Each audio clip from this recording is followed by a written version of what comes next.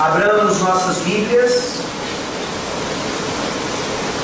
em 1 Pedro, capítulo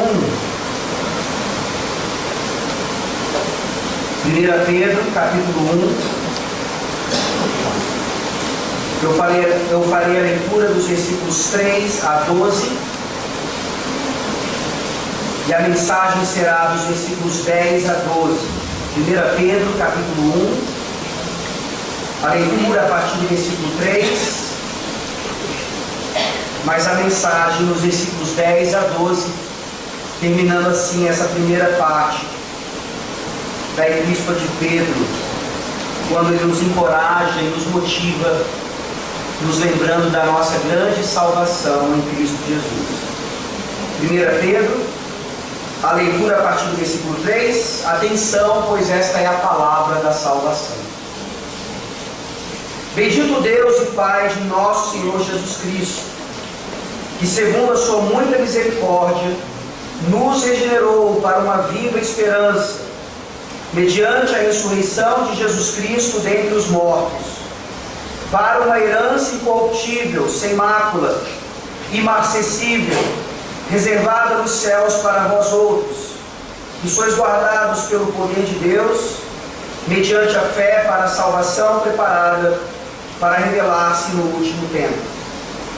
Nisso exultais, embora no presente, por breve tempo, se necessário, sejais conquistados por várias provações, para que, uma vez confirmado o valor da vossa fé, muito mais preciosa do que o ouro perecível, mesmo apurado por fogo, redunde em louvor, glória e honra na revelação de Jesus Cristo, a quem não havendo visto a mais, no qual não vendo agora, mas crendo, exultais com alegria indizível e cheia de glória, obtendo o fim da vossa fé, a salvação da vossa alma. Foi a respeito desta salvação que os profetas indagaram e inquiriram, os quais profetizaram acerca da graça a vós outros destinada, investigando atentamente qual a ocasião ou quais as circunstâncias oportunas indicadas pelo Espírito de Cristo, que neles estavam, ao dar de antemão testemunho sobre os sofrimentos referentes a Cristo e sobre as glórias que os seguiriam. A eles foi revelado que não para si mesmos, mas para vós outros, ministravam as coisas que agora vos foram anunciadas por aqueles que pelo Espírito Santo enviado do céu vos pregaram o Evangelho, coisas estas que anjos anelam perscrutar. Amém. Amém. Vamos orar. Ó Senhor Deus, obrigado pelo Evangelho. Obrigado pelas boas novas que o Senhor nos entregou desde o princípio e não apenas agora, nos dias de hoje. Obrigado, ó Deus, porque a história da humanidade é baseada nesse Evangelho que veio desde os primórdios para dar esperança ao ser humano, para salvar o mais vil pecador, para trazer de volta das consequências da queda e do pecado aqueles que pertencem ao Senhor desde antes da fundação do mundo. Ó Deus, obrigado pela simples leitura que nós fazemos dessa carta tão maravilhosa, e mais obrigado ainda, nós estamos ou ficamos diante da pregação da Tua Palavra. Se profetas falaram a respeito disso, se os apóstolos falaram a respeito disso, se o próprio Senhor Jesus Cristo falou a respeito disso enquanto esteve no nosso meio encarnado, nós continuamos a ouvir a sua voz, nós continuamos a ouvir por meio do seu ofício profético esse Evangelho maravilhoso que já nos salvou, continua nos salvando e nos salvará até o dia final. Ó Deus, fala conosco poderosamente nessa noite. Nada mais, nada menos do que o Teu Santo Evangelho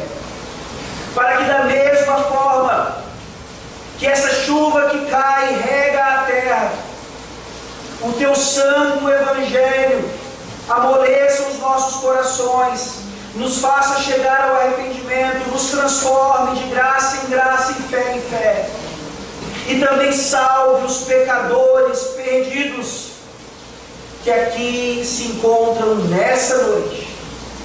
Vieram para ver a tua glória, para ouvir as boas novas de salvação e serem salvos pelo teu Santo Espírito, pela graça concedida sem medida. Tende misericórdia de nós, em nome de Jesus. Amém. Amém. Gostaria de ler uma nota da chamada Liga Cristã Mundial a respeito daquilo que foi chamado de missa, que aconteceu ontem lá em São Paulo.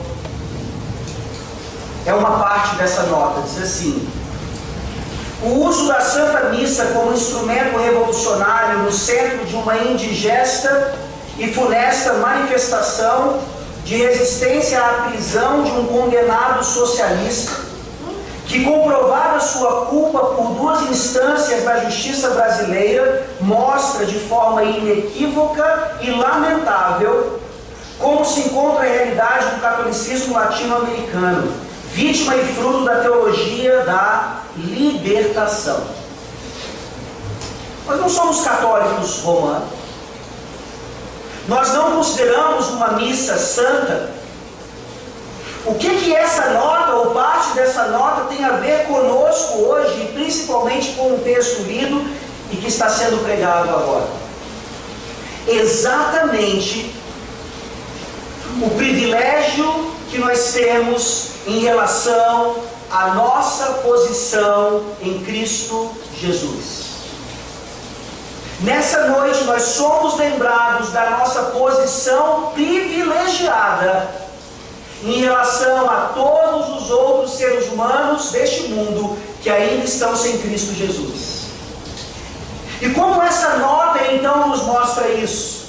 De uma forma até irônica.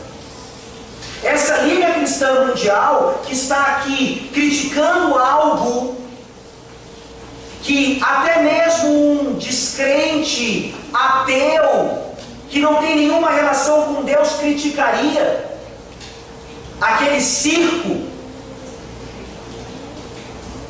Essa nota supostamente está tentando resguardar aquilo que também não tem nada a ver com a salvação ou com o Evangelho. A ironia está exatamente aí. Existe uma crítica direta e real ao que aconteceu, mas aqueles que criticam, eles necessitam de salvação tanto quanto aqueles que participaram daquela tragédia ao vivo e a cores em plena televisão nacional. É por isso que quando eles dizem e falam a respeito da teologia da libertação, o reflexo dos erros dessa teologia ou falsa teologia se achegam a eles, e mesmo que eles não sejam adeptos dessa teologia, eles são adeptos de outras coisas que também os distanciam cada vez mais do Evangelho verdadeiro do Senhor Jesus Cristo. A teologia da libertação, então, é apenas um exemplo de como os seres humanos buscam a redenção fora do Evangelho. Pode chamar isso de teologia, ou pode chamar isso de ideologia, ou de qualquer outra coisa. Mas é o que todo ser humano, na verdade, busca: redenção. Mas onde? Como? Por que meios? E o problema é que quando nós olhamos para a igreja verdadeira, nós vemos como muitos de nós, assim como nos tempos de Pedro, estavam buscando a salvação ou a redenção fora do Evangelho. Isso é bem possível para um regenerado. Isso acontece diariamente em nossas vidas. Nós já fomos salvos pelo Evangelho, mas nos esquecemos que é esse Evangelho que continua nos salvando. Nós somos salvos pelo Evangelho, mas quando caímos novamente, não para perder a salvação, mas no nosso processo de santificação, buscamos alcançar a nossa paz em algo que não seja o Evangelho. E é por isso, então, que essa parte aqui, que finaliza essa introdução de Pedro à sua epístola, é fundamental, não apenas para os seus ouvintes e leitores daquela época, mas para nós hoje, que sofremos também, que somos perseguidos também, que vivemos num país que testemunhou o que testemunhou nesses últimos dias. É o Evangelho da graça e somente Ele que continua nos fazendo então continuar caminhando, continuar perseverando, continuar honrando a Deus em uma santa adoração a Ele, esperando aquele grande dia onde não haverá mais nada além da consumação do santo Evangelho em nossas vidas e em toda a criação. A ideia da salvação permeia todos esses versículos que nós lemos mais uma vez. Isso já está claro e óbvio nas leituras e nas pregações que temos feito. E de uma forma resumida, então, nós chegamos até o versículo 10, e aqui vemos que é essa salvação, então, que nos faz regozijar em Cristo Jesus, em meio a sofrimento, em meio a muita tristeza. E além disso, esse Evangelho nos faz amá-lo ainda mais, pois nós cremos nele, mesmo sem o vermos. Pedro está dizendo tudo isso para agora então cristalizar ainda mais essa ideia nos versículos 10 a 12, onde nós vemos aqui ele nos ensinando que a salvação que já estava nos profetas é a mesma hoje, nos dando uma posição privilegiada na história da redenção. Quem aqui não gosta ou não busca uma posição privilegiada em qualquer circunstância? Desde uma situação de agrupamento público,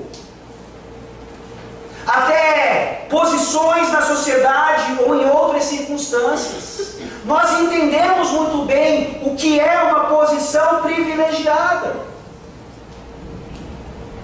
E naqueles dias, assim como nos nossos, eu e você em Cristo Jesus temos uma posição privilegiada, e essa mensagem seria suficiente para nos ajudar em relação aos nossos sofrimentos e às nossas dores. É exatamente isso que Pedro está nos ensinando, nos versículos 10 a 12. E a primeira parte, então, a primeira ideia que ele nos passa é exatamente a nossa posição privilegiada em relação aos profetas. Os versículos 10 e 11 dizem isso. Foi a respeito desta salvação que os profetas indagaram e inquiriram, os quais profetizaram acerca da graça a vós outros destinada, investigando atentamente qual ocasião ou quais as circunstâncias oportunas indicadas pelo Espírito de Cristo que neles estava, ao dar de antemão testemunho sobre os sofrimentos referentes a Cristo e sobre as glórias que os seguiriam. Se não fosse o Espírito Santo nessa noite, nós sairíamos daqui mimados. Tamanha atenção que esse Deus, Criador do Universo, dá aos crentes da nova aliança. E isso inclui a mim e a você nessa noite. quando pessoas nos dão atenção demais, quando pessoas nos colocam em posições privilegiadas, quando pessoas acabam nos agradando demasiadamente, o nosso pecado se manifesta e nós mostramos quão mimados nós podemos ser. Mas esse não é o nosso Deus. O nosso Deus e Pai vai nos mostrar essa posição privilegiada, vai nos mostrar o quanto Ele nos ama, não para nos mimar, mas exatamente para nos levantar e para dizer: como é que você ainda insiste em sofrer como você sofre, em chorar como você chora, em reclamar como você reclama, em resmungar como você resmunga, em não entender os meus propósitos como você não entende e acha que eu não lhe amo. A nossa posição privilegiada em relação aos profetas começa então com Pedro nos falando exatamente a respeito dessa salvação que já estava lá, sempre esteve. E é interessante notar então que, mesmo dentro de um cristianismo verdadeiro, talvez hoje, de uma forma mais contundente, nós temos nos esquecido que primordialmente o cristianismo tem como objetivo a salvação de pecadores. Isso parece uma ideia que é antiquada. Isso parece com aquele disco de vinil arranhado, que acaba tocando sempre a mesma nota sem parar.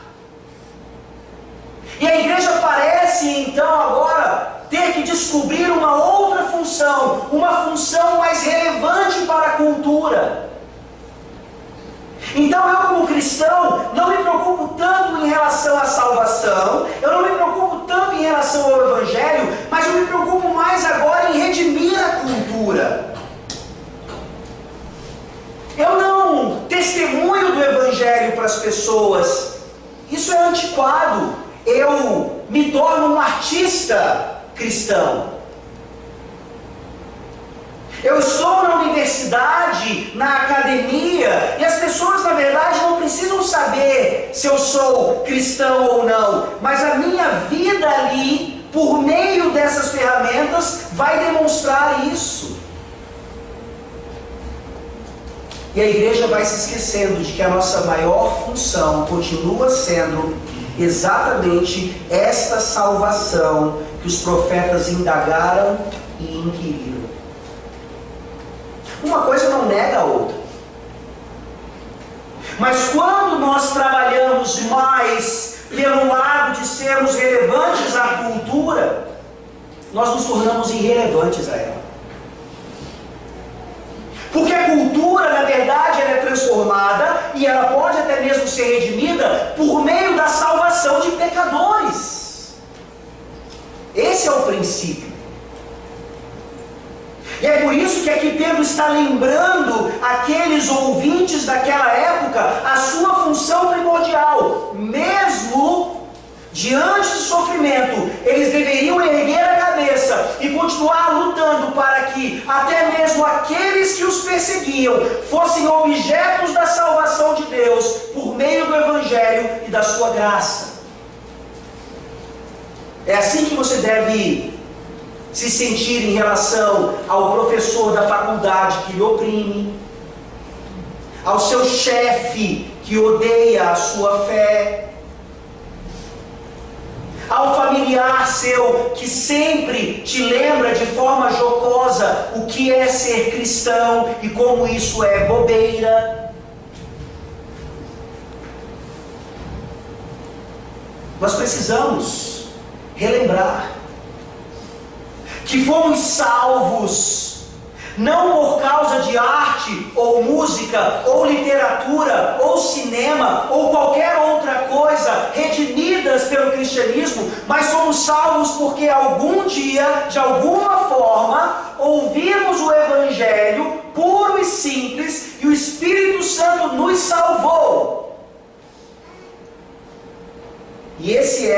o objetivo dos profetas continua sendo o objetivo da igreja hoje e deve continuar sendo até a volta do Senhor Jesus Cristo.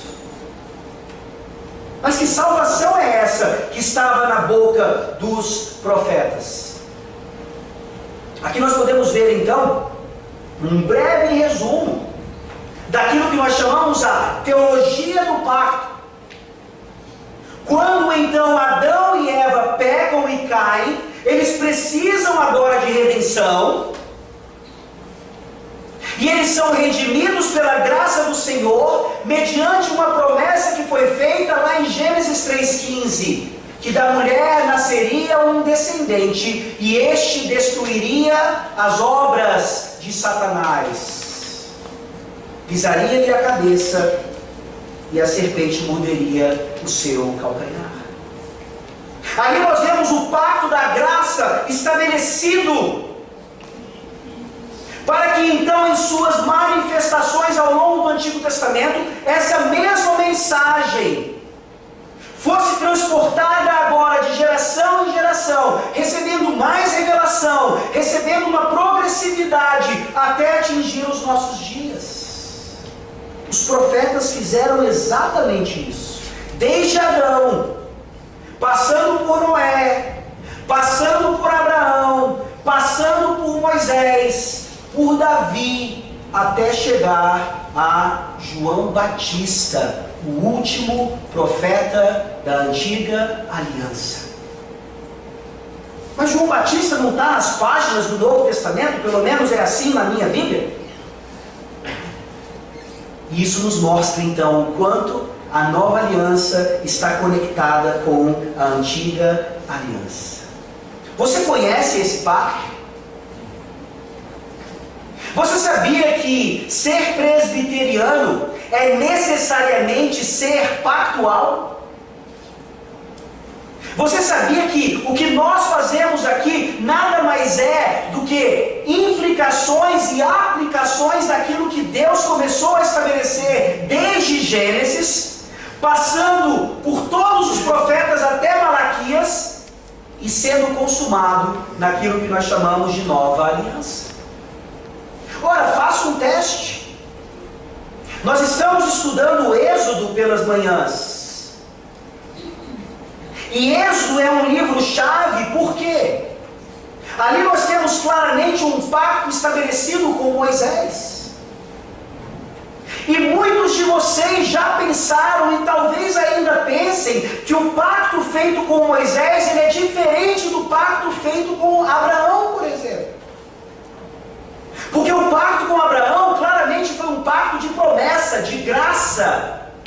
Abraão foi justificado por fé somente.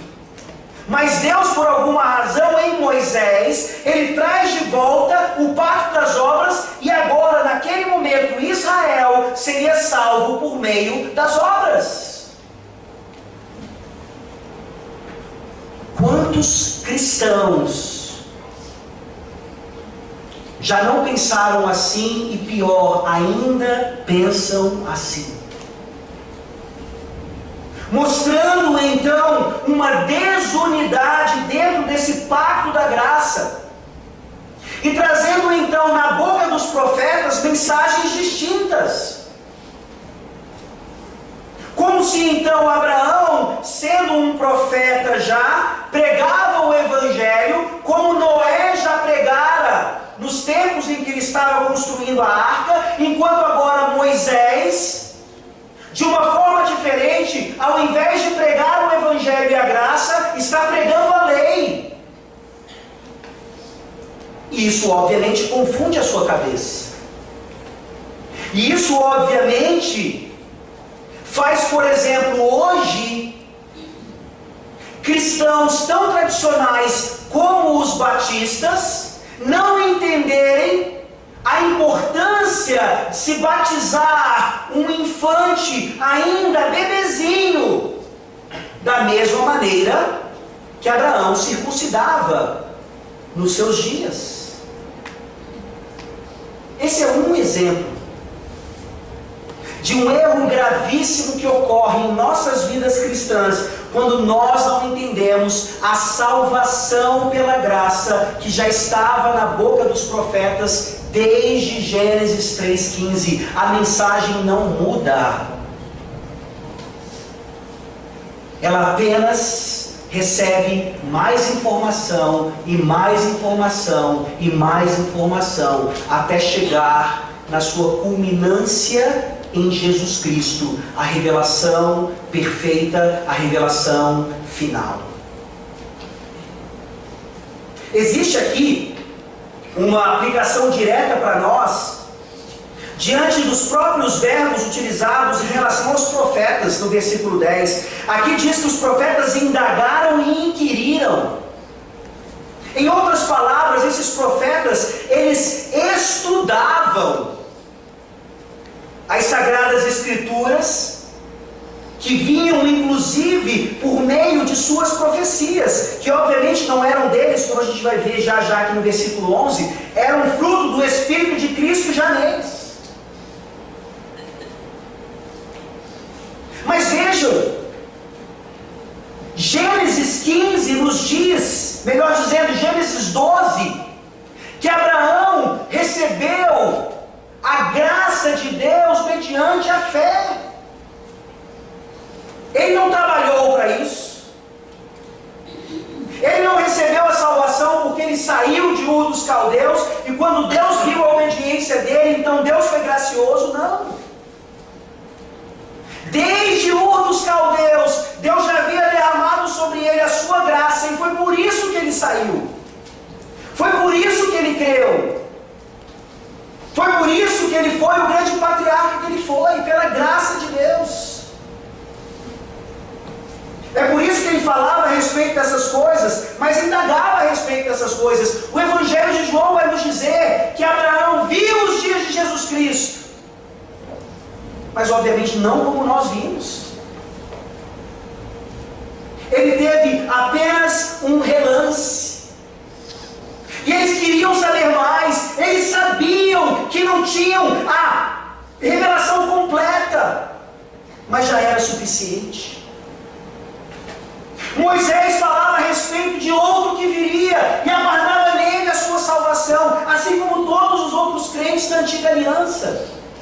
E eles indagavam e inquiriam e queriam saber mais e conhecer mais. E aí nós nos perguntamos nessa noite: como é que você indaga e inquire em relação à revelação que você tem? Esse é o ponto.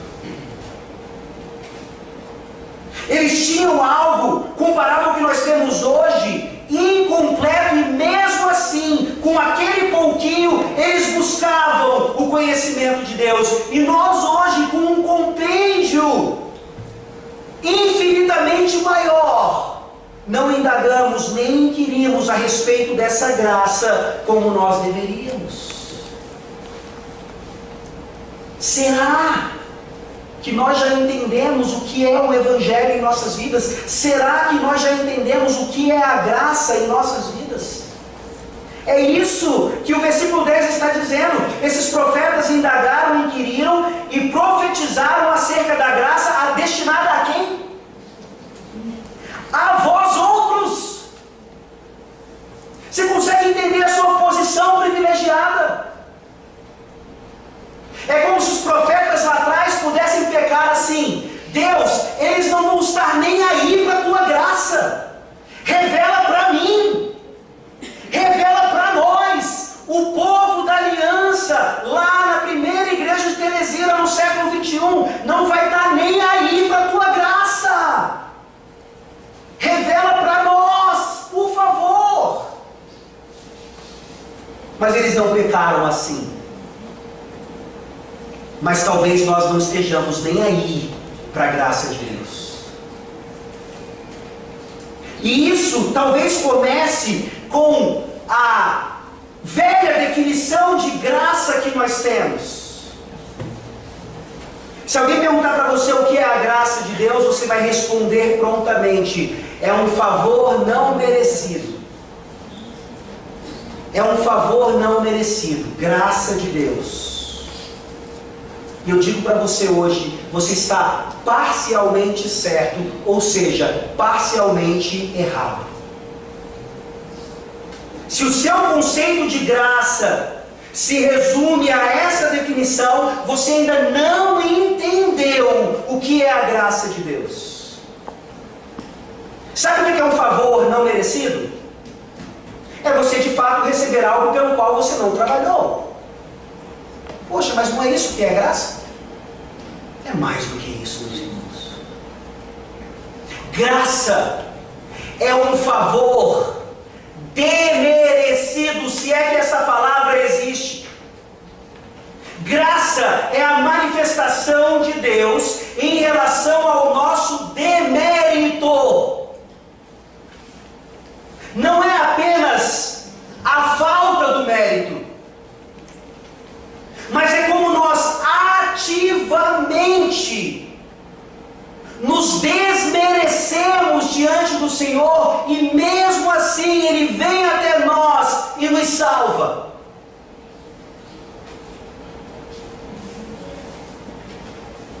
Não é apenas receber algo pelo qual eu não trabalhei. É eu matar a sua família toda de forma cruel e ainda esperar que você me dê $1 milhão em troca. Isso é graça.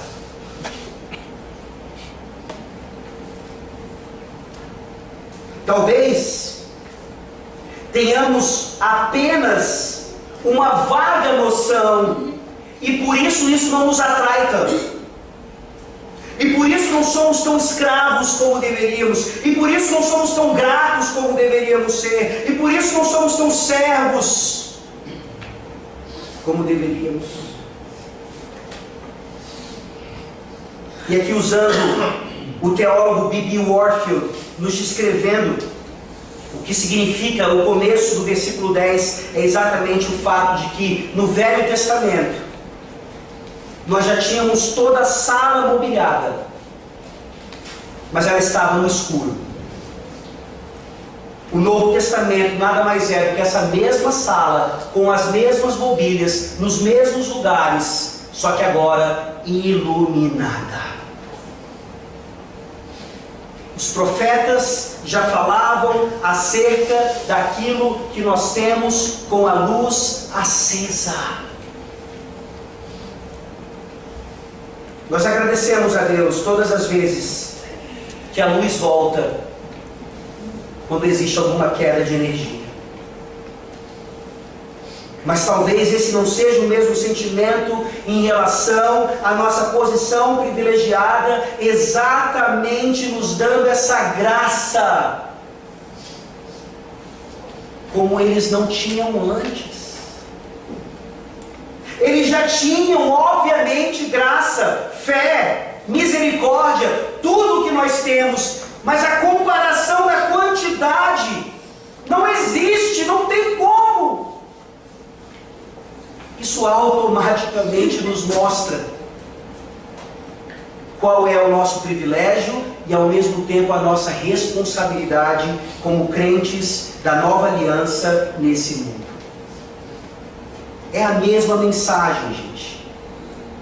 E aqui no versículo 11 nós vemos então a ideia continuando com outro verbo: investigando atentamente qual a ocasião ou quais as circunstâncias oportunas indicadas pelo Espírito de Cristo, que neles estava, ao dar de antemão testemunho sobre os sofrimentos referentes a Cristo e sobre as glórias que os seguiriam. É a mesma mensagem. Mas eles diziam e não entendiam exatamente o que estavam falando. Isaías falava do tronco de Jessé, mas não sabia exatamente quem ele era. Daniel falava do ancião de Dias, mas não conseguia entender muito bem isso. E você vai de profecia em profecia, de livro em livro, no Antigo Testamento, e você vai vendo ali o Messias, o Messias, o Messias. Mas eles não sabiam exatamente do que se tratava. Abra sua Bíblia, por favor, em Mateus capítulo 13. Mateus capítulo 13. Nas próprias palavras do Senhor Jesus Cristo, Mateus 13, 16 e 17.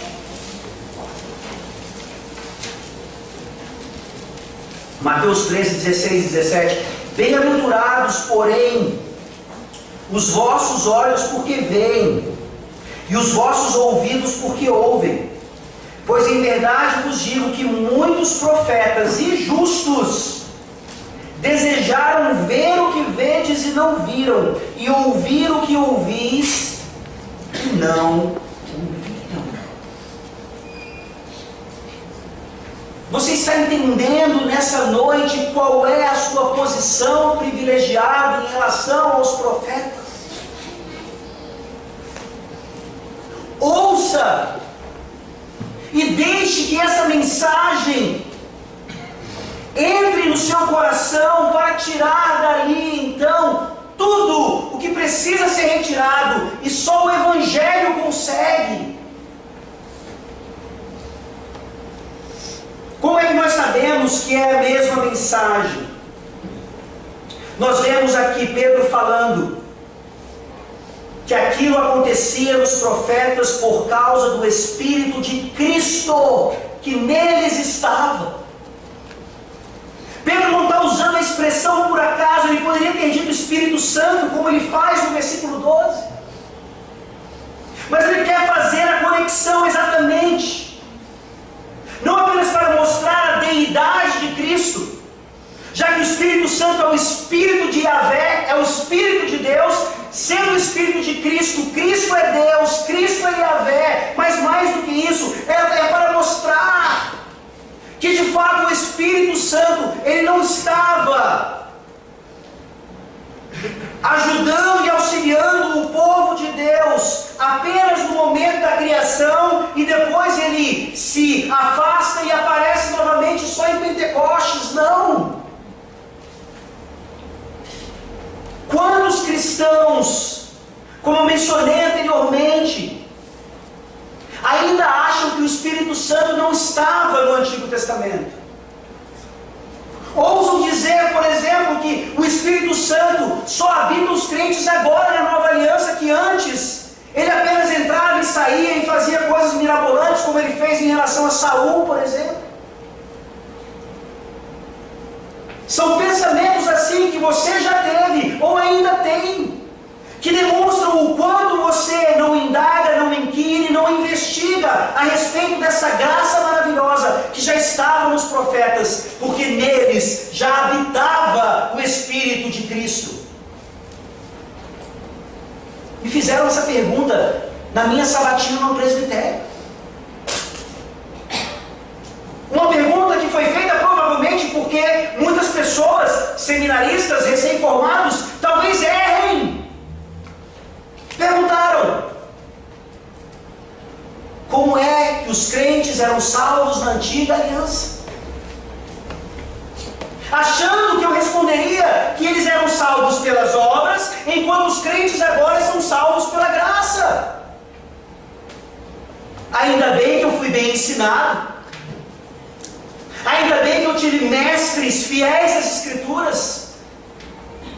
Diferentemente de um pastor famosíssimo da nossa denominação, que veio aqui em Teresina e falou, no encontro da fé reformada, que os crentes eram salvos no Antigo Testamento pelas obras, graças a Deus agora nós somos salvos pela graça. E depois esse pastor, inquirido por um dos pastores da nossa região, que com certeza queria ajudá-lo a refazer o pensamento, deu a dica para ele e ele insistiu na resposta. Pastores renomados, que não entendem questões básicas da salvação.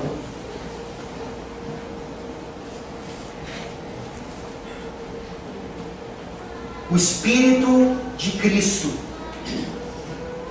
já estava naqueles profetas, já habitava nos crentes do Antigo Testamento. Ele não chega apenas em Pentecostes, mas em Pentecostes ele é ainda mais profusamente derramado, mais uma vez jogando sobre nós essa carga não pesada, mas de privilégio enorme em relação aos tesouros que foram reservados para nós na nova aliança.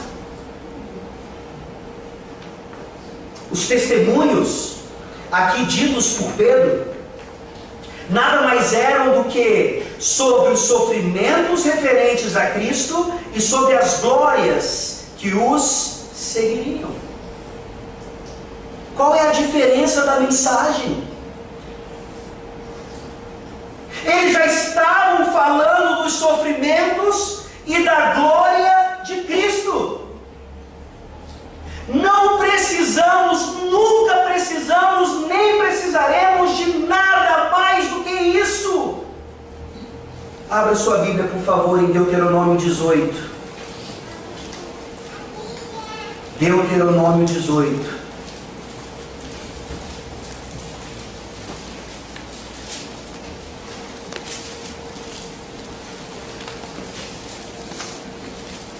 Versículos 15 a 22.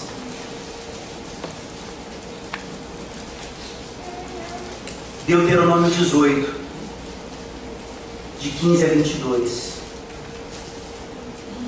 O Senhor teu Deus te suscitará um profeta do meio de ti, de teus irmãos, semelhante a mim, a ele ouvirás. Segundo tudo que pediste ao Senhor teu Deus em Horebe, quando reunido o povo, não ouvirei mais a voz do Senhor meu Deus, nem mais verei este grande fogo, para que não morra. Então o Senhor me disse: falaram bem aquilo que disseram. Suscitar-lhes-ei um profeta do meio de seus irmãos, semelhante a ti, em cuja boca porei as minhas palavras, e ele lhes falará tudo o que eu lhe ordenar.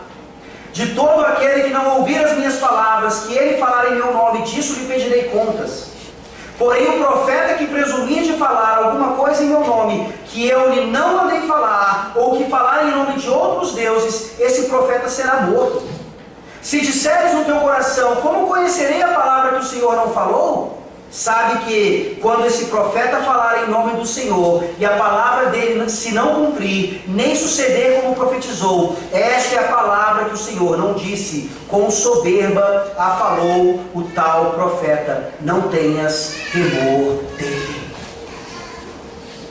É interessante porque esse texto já nos aponta para Cristo como o grande profeta que viria, maior do que Moisés, e ao mesmo tempo nos faz entender o que é avaliar uma verdadeira profecia.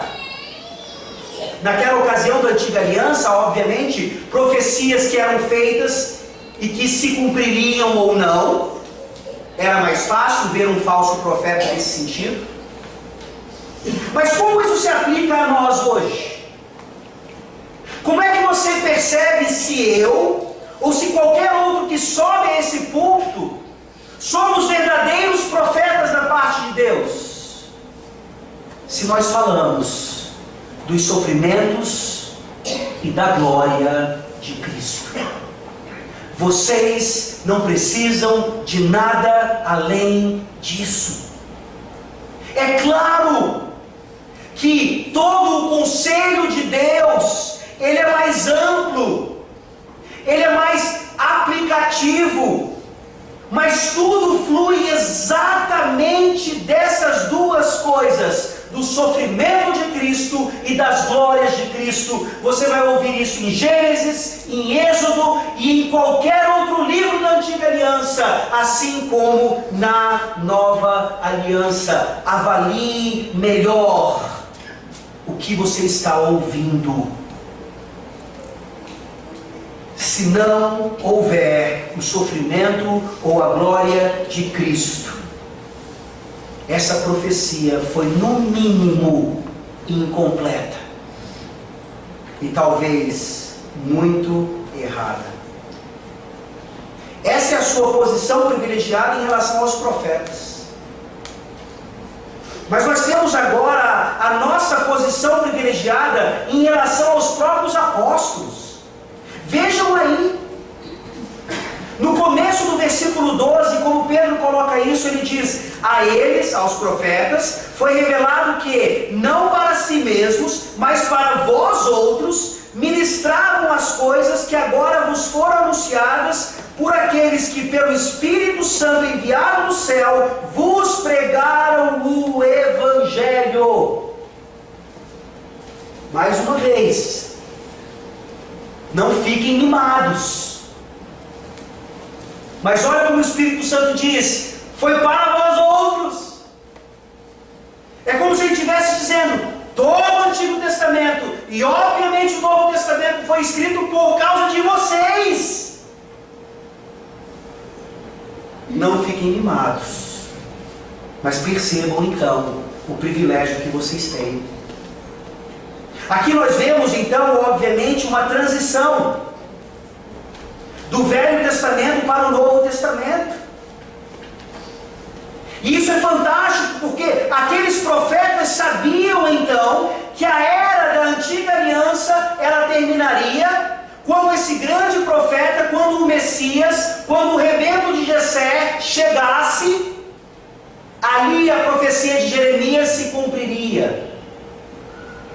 A profecia que falava a respeito de uma nova aliança.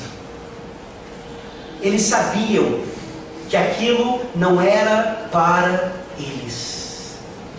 Abra sua Bíblia em Hebreus capítulo 11. É importante nós irmos para esse texto, porque Hebreus capítulo 11 nos fala dos heróis da fé. Quando nós lemos aqui sobre os heróis da fé, nós talvez pensemos assim: a gente não vai chegar nem aos pés do que eles fizeram, chegar nem pertinho. Ora, não faz sentido esse pensamento. Porque se para nós é que eles profetizaram, é que a eles foi revelado a graça do sofrimento e da glória de Jesus Cristo, o pensamento deveria ser o contrário. Se eles fizeram o que fizeram, com aquele pouco de revelação, quanto mais nós devemos fazer com isso tudo de revelação? Hebreus 11, versículos 39 e 40.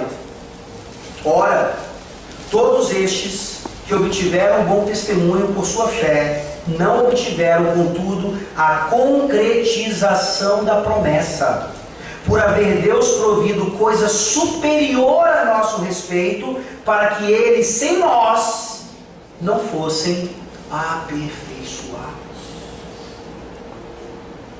A mensagem é a mesma, a mensagem é uma só. Nós da nova aliança recebemos um tesouro que os profetas obviamente não receberam, ou receberam apenas em parte, e que até mesmo na época dos apóstolos ainda estava incompleta. Se aqueles homens e aquelas mulheres fizeram o que fizeram, quanto mais nós somos chamados a virar o mundo de cabeça para baixo, por meio dessa revelação maravilhosa que nos foi deixada. Sabe qual é o problema, meus irmãos? É porque nós não achamos que a revelação é suficiente. Nós não achamos que a revelação ela é adequada aos nossos dias. Nós precisamos acrescentar à revelação, ou nós precisamos tirar dela. Ou nós precisamos dar uma nova interpretação daquilo que Paulo falou, por exemplo, a respeito de mulheres. Mulheres na igreja. Paulo estava falando numa cultura grega, e como as mulheres não eram respeitadas na cultura grega, para que não houvesse um choque ali e o evangelho não fosse um obstáculo, ele fez aquilo culturalmente antigamente, mas graças a Deus que hoje, em pleno século XXI, com toda a evolução do feminismo, nós não precisamos ser tão retrógrados e machistas quanto Paulo foi. O que isso tem a ver com o tema? Tem tudo a ver, porque quando nós tratamos dessa transição do antigo para o novo, nós percebemos que tanto no Antigo como no Novo Testamento sempre houve profetas e profetisas. Pronto! Pastor, já havia profetisas. As filhas do evangelista e diácono Filipe eram profetisas. Pronto, acabou o argumento, pastor. Se elas eram profetisas no Antigo Testamento, elas eram profetisas no Novo Testamento, elas vão profetizar hoje. Pastoras, pregadoras. Falso. Porque nós olhamos para as Sagradas Escrituras e, submissos à autoridade das Sagradas Escrituras, nós entendemos que sempre houve, então, dois aspectos da profecia. A profecia como uma revelação particular, depois você pode checar isso. Talvez um exemplo mais claro seja de Atos capítulo 11, quando o profeta Ágabo profetiza a respeito de uma fome que haveria nos tempos do imperador Cláudio, e de fato aquilo aconteceu. E homens e mulheres profetizavam daquele jeito, tanto no Velho como no Novo. Mas esse é um aspecto da profecia. E é um aspecto que você sabe, pelas próprias Escrituras, que não existe mais. Eram dons especiais que Deus utilizava para o momento em que a sua revelação não estava completa, e tendo ela sido completada, esse aspecto da profecia acaba.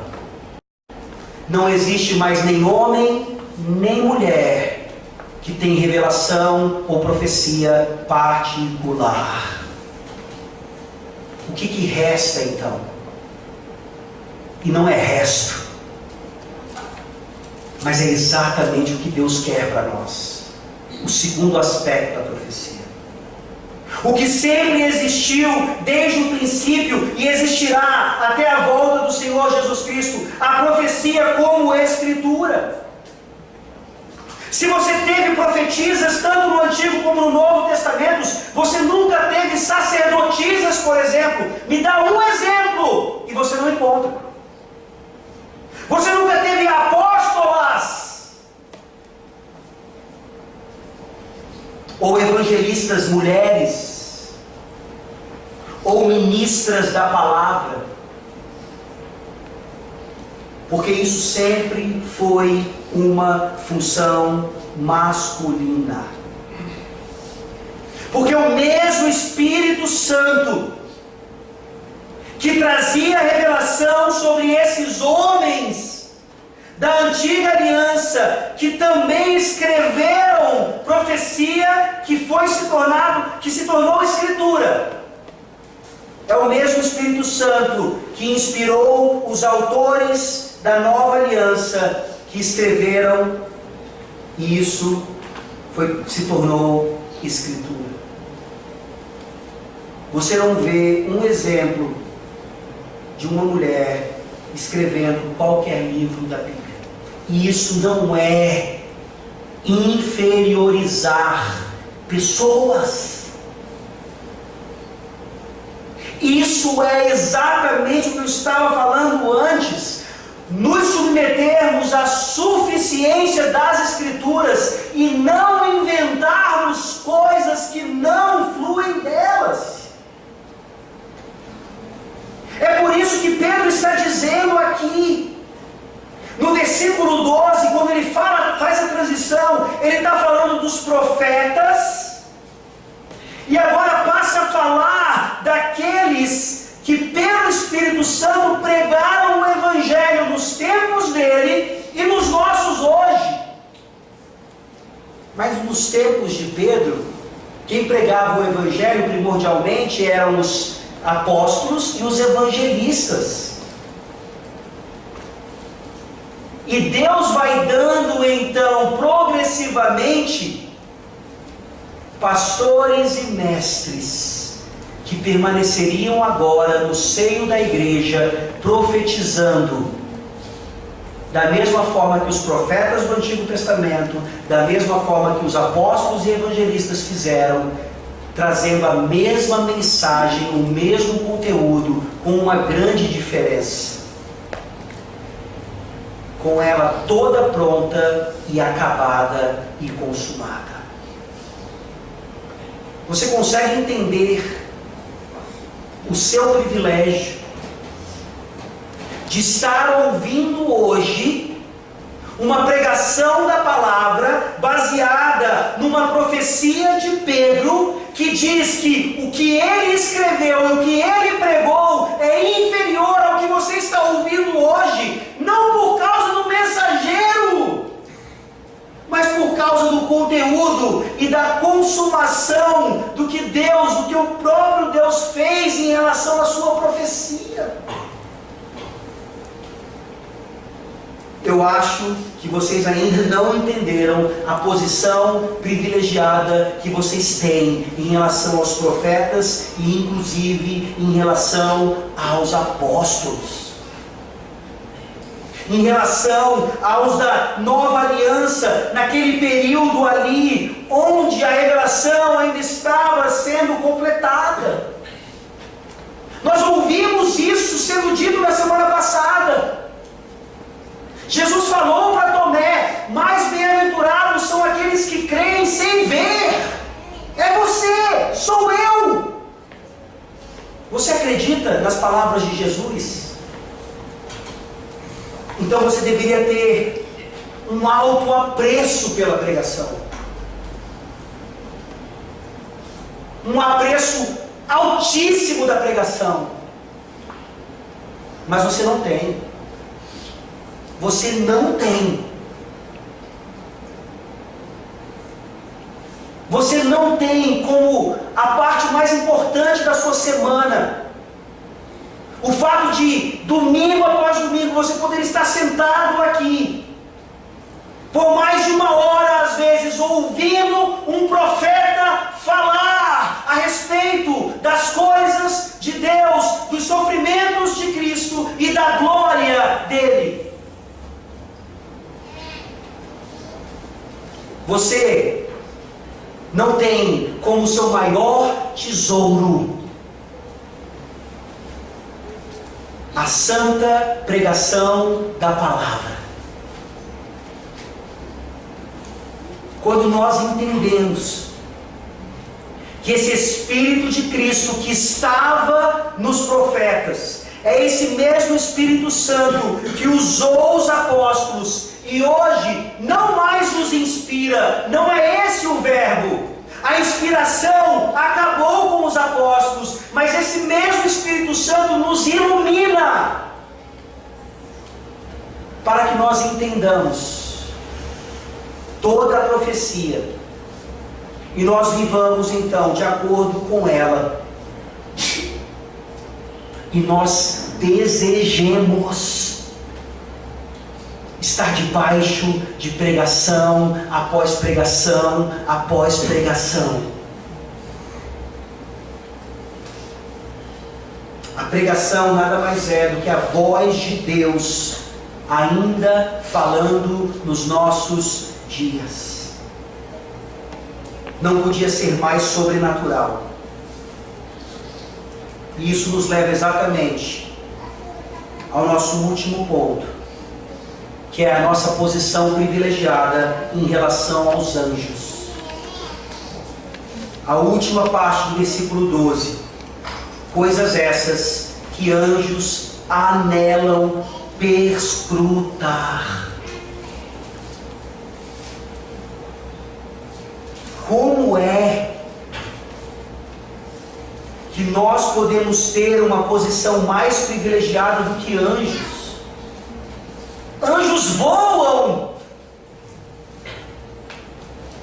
Anjos são fortíssimos. fortíssimos. Anjos estão constantemente na presença de Deus. Você conhece o que a Bíblia fala sobre anjos, e talvez você já tenha desejado ser um anjo e não um ser humano. Talvez esse seja o maior elogio que você já ouviu na vida, sendo homem ou mulher: meu anjo. Mas não deveria ser, porque a nossa posição é mais privilegiada do que a dos anjos. É mais privilegiada porque, apesar deles serem de fato seres excepcionais, eles continuam sendo criaturas. São criaturas morais. Isso ficou evidente naquele momento em que, pela providência de Deus, pela determinação de Deus, alguns anjos foram preservados e outros caíram. Eles deliberadamente desobedeceram ao Senhor e caíram. E o que nós poderíamos pensar, mediante a misericórdia grandiosíssima de Deus? Deus é capaz de salvar esses anjos caídos. Mas você conhece melhor a respeito da doutrina dos anjos a partir das Escrituras? Deus, nos seus propósitos eternos, jamais planejou salvar qualquer anjo. Jesus Cristo, a segunda pessoa da Trindade, o Filho eterno, por quem todas as coisas foram criadas e para quem todas as coisas foram criadas, ele não assumiu forma de anjo, ele assumiu forma de homem, para salvar a mim e a você. É isso que quer dizer isso aqui. Anjos caídos não têm a menor possibilidade de salvação, enquanto os anjos preservados pela graça de Deus, eles continuam obedientes a Ele e fazendo tudo de acordo com a sua vontade, adorando-o, protegendo e defendendo o seu povo, anunciando a vinda do Messias. E é exatamente por isso que eles anelam perscrutar. Você nunca usa esse verbo na sua vida. O que quer dizer perscrutar? Que é até difícil de dizer. Nada mais, nada menos do que esticar o pescoço para ver. É exatamente isso no grego, traduzido aqui por perscrutar. Se você ainda não entendeu e quer experimentar isso amanhã, se você tiver um tempinho, vá no centro da cidade e passe perto daquelas rodas, daqueles aglomerados de pessoas. Você inevitavelmente vai fazer assim. É o que os anjos estão fazendo em relação ao Evangelho. O que isso demonstra, gente? Que eles não são oniscientes. Eles não sabem o que vai acontecer amanhã. Eles estão doidinhos para saber o que vai acontecer amanhã.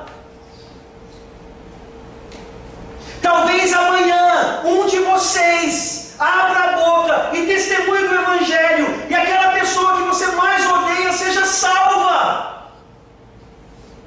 E os anjos vão ver isso com seus pescoços esticados e dizendo: glória a Deus, Ele salvou mais um. Eles anelam perscrutar. Eles esticam seus pescoços para ver a salvação de Deus que continua acontecendo. E ela pode acontecer hoje, desde que você entenda então exatamente isso. Jesus Cristo tomou forma humana para salvar pecadores como eu e você.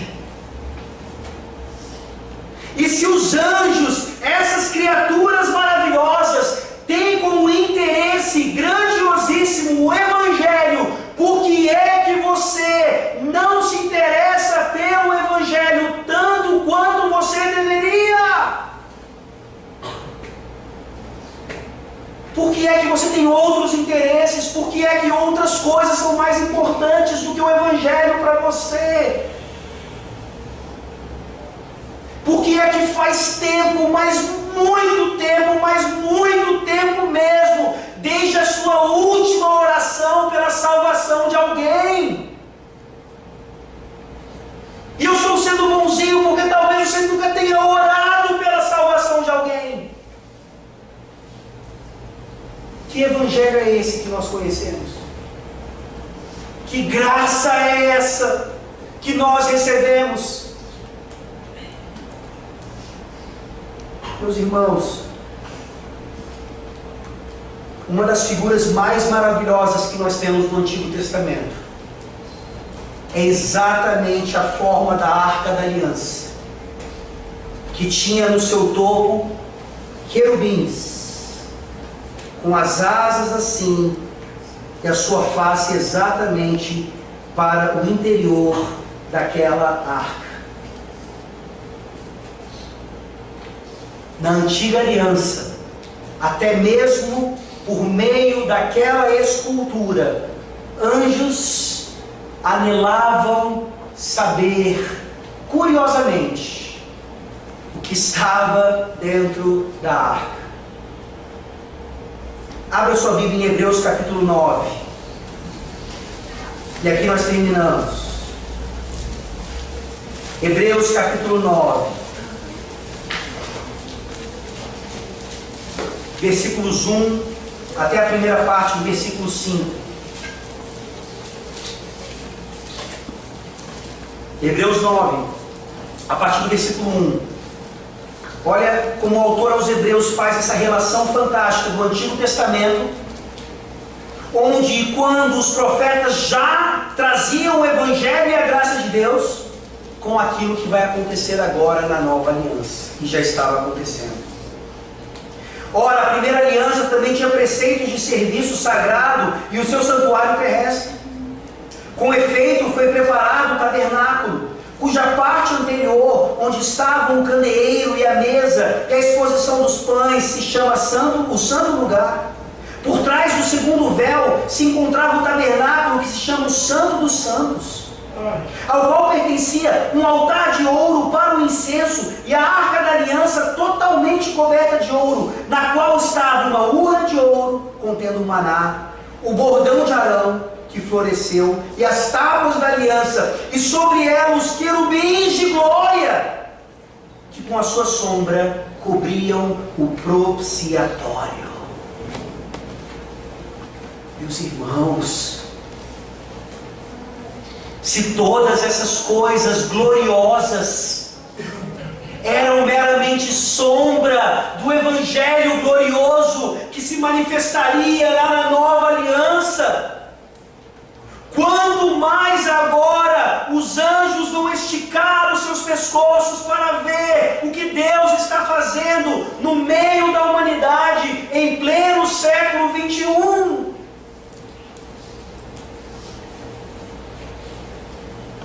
A sua posição privilegiada por ter sido alvo da graça de Deus significa que a sua prioridade nessa vida nada mais é do que o Evangelho.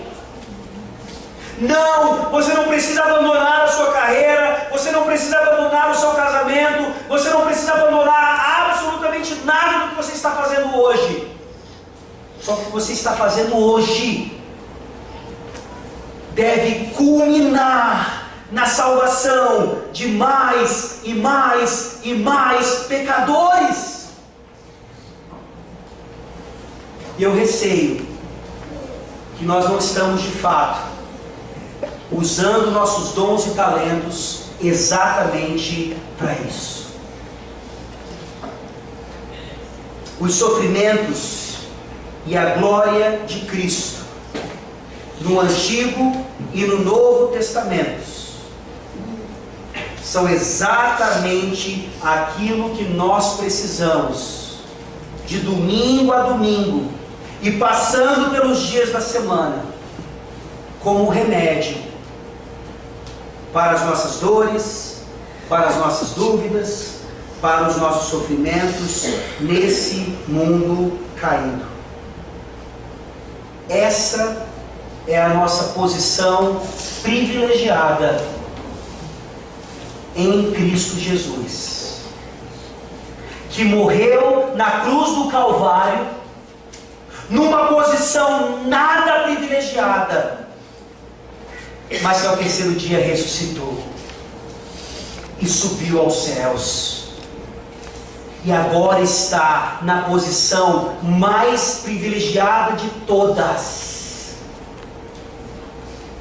para fazer com que os anjos continuem anelando perscrutar a respeito da salvação dos seres humanos.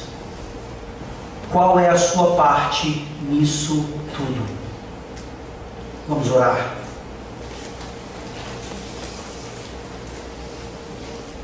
Ó Deus da nossa salvação, obrigado pela nossa salvação. E ficamos envergonhados porque não batalhamos pela nossa continuada salvação no processo de santificação, e muito menos pela salvação de outros que ainda não conhecem a Jesus Cristo. Quando fizermos isso, ó Deus, os nossos sofrimentos, as nossas dores, os nossos pesares parecerão tão ínfimos, tão inúteis. Nos ajuda, Senhor, a sermos tão curiosos quanto os anjos em relação à salvação que o Senhor ainda tem para o mais vil pecador. Salva, ó Deus, aqueles que fizeram tudo o que fizeram e continuam fazendo, com suas ideologias de esquerda ou de direita, ideologias que fogem das Escrituras, e que nós estejamos ali anunciando o Evangelho exatamente para isso. Tende misericórdia de nós.